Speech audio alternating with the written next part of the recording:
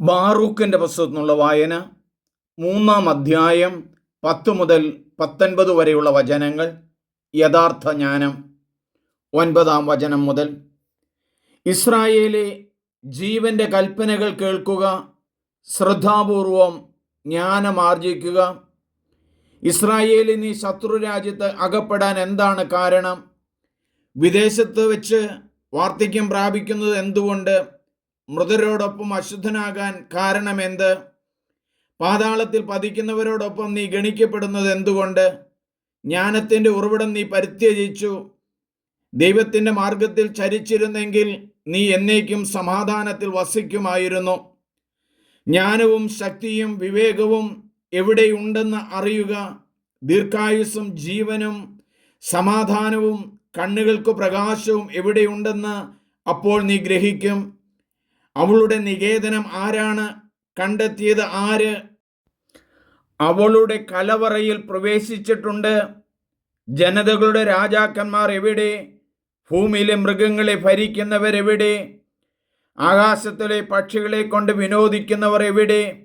എത്ര കിട്ടിയാലും മതിവരാത്ത സ്വർണത്തിലും വെള്ളിയിലും വിശ്വാസം അർപ്പിച്ച് അത് സംഭരിച്ചു വയ്ക്കുന്നവരെവിടെ?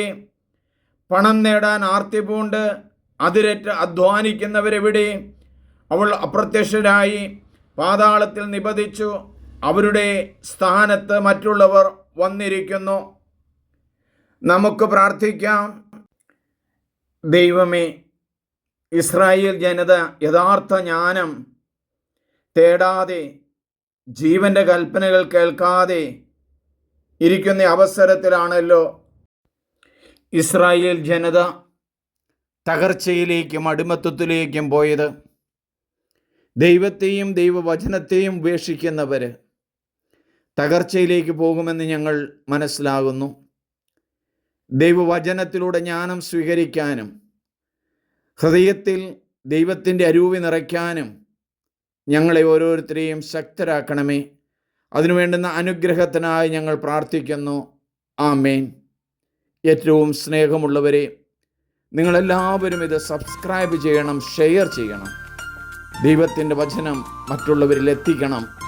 അങ്ങനെ ഓരോ മനുഷ്യരും ദൈവത്തിലേക്ക് അടുക്കാനിടയാകട്ടെ. ആമേൻ.